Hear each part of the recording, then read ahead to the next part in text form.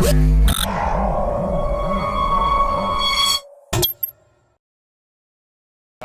everybody, I'm Christopher Green. You're watching AMTV Alternative Media Television. I'm here with attorney Bruce Fine. Tell us about your relationship with Edward Snowden. Well, I've been representing his father, Lawrence Snowden, now for several months, since a month or so after the disclosures made their way across the mainstream media. And it's been very exciting to see and awaken the American people to the danger of a police state and secret law that's totally anathema to government by the consent of the governed. But it's clear that this is a long-term battle. The American people have to be engaged because, unfortunately, our members of Congress and the executive branch are totally deaf to the requirements of the Fourth Amendment and the Constitution. But that's what the Founding Fathers encountered as well. It was a long struggle from the stamp tax to 1776, but we're willing to endure for that period as well in this time and place. So what's next for Edward Snowden? Last I heard he's in Russia indefinitely. What does that mean? I mean, is he still going to have a life? Well, we don't have any more information than what you can read in media. There may be a trip at some time. But at present, he's got asylum. President Putin has explained in an interview that he will not hand Edward back to the United States. There is not any extradition agreement in play. But I think in some respects the game has been returned to the United States. The disclosures have sparked the national conversation that Edward said that he was hoping to animate when he spoke with Glenn Greenwald on television from Hong Kong. And now it's really up to us to carry the baton forward.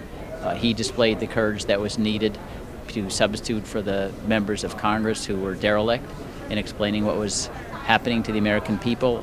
And now we need to move forward with legislation and legal accountability for those who are involved in invading our rights. Now, there's been speculation that there's a connection with Edward Snowden to the Russian government. Any information on that? No, I don't. I know of nothing that would substantiate that kind of idea. And in some sense, I say we need to think of the larger picture, which is we need to worry about what our government is doing.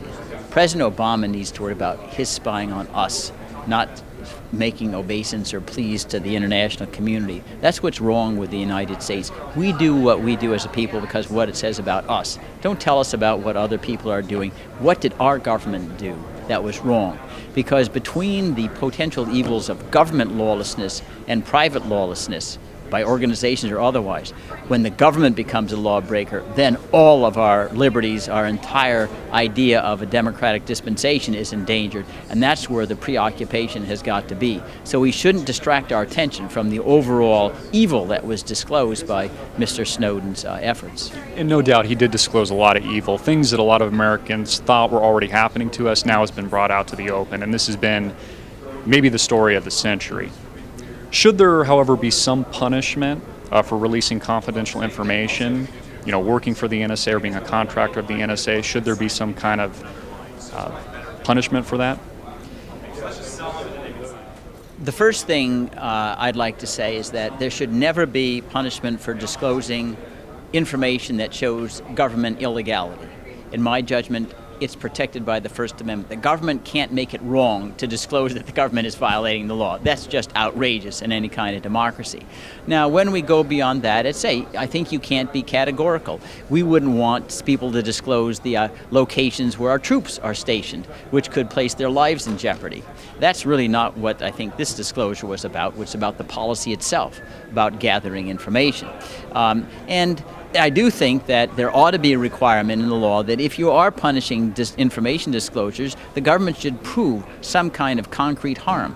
We remember from the Bradley Manning, now Chelsea Manning sentencing proceeding that despite the massive disclosures by WikiLeaks of classified information, the government was unable to show even one person on the planet whose life was threatened by the disclosure.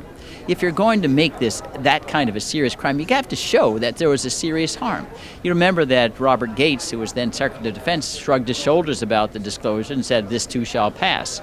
And so I think that if there are going to be any kind of government sanctions for disclosing information, the standard of proof of harm should be a very exacting one. Not impossible to surmount, but very exacting. What do you think the motivation was for Edward Snowden to release this information? Because we can argue this has legitimately maybe ruined his life. I mean, I've heard statements kind of along those lines from his father. Is this an ongoing trend as we see people like Julian Assange of WikiLeaks, Bradley, now Chelsea Manning, Edward Snowden? Is this something we're going to see a lot more of, do you think? We don't know. I think that the pressures, the dynamic behind these kinds of disclosures have come about because Congress has become derelict in its job. After all, the Congress knew of the things that Edward Snowden disclosed, but they chose to remain silent despite the obligations they have to the American people in the U.S. Constitution. If Congress is restored to its true oversight, I think the pressures for this diminish to virtually nothing. You didn't have these years ago when I first came to Washington, when there were real oversight hearings. And when Congress then becomes nothing but an inkblot, then there becomes surrogate scope, not only the people who work for the government as contractors, subcontractors, but for the media itself. And it's been unfortunate. I mean, I talked to members on the House and Senate Intelligence Committee. They learned more about what our government is doing from WikiLeaks than from the oversight hearings. Oh, sure. Really? I said, this is utterly ridiculous. So I don't think we can give a categorical answer. If the institutions are reformed, then the dynamic will lessen the pressure for these kinds of revelations. But if it stays in its backward sort of petrified forest mold that just does nothing, then there are going to be efforts that try to take up the slack. Tell us about your new book.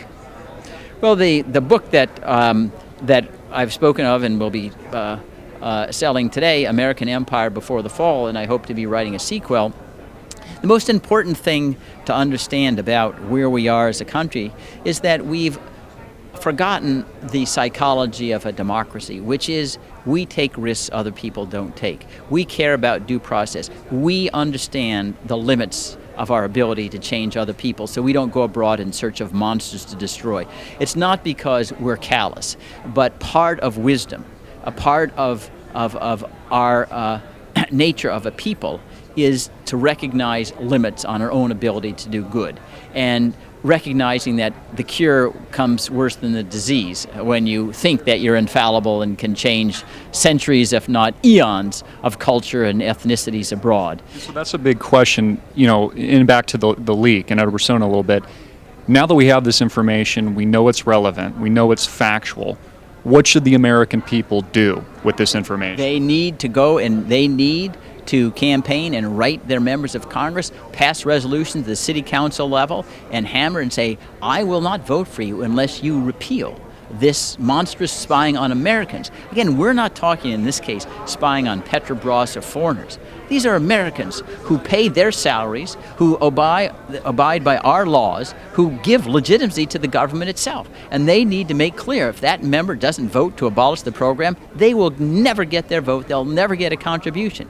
And that works, just like the American people have made clear vocally they oppose any military force in Syria. And the President of the United States flinched, and members of Congress largely came back and they changed their minds too. It's got to be active citizenry. And moreover, they have to feel pride in exercising that responsibility, if you will. It's part of the earmark of being an adult, that you control the destiny of your country.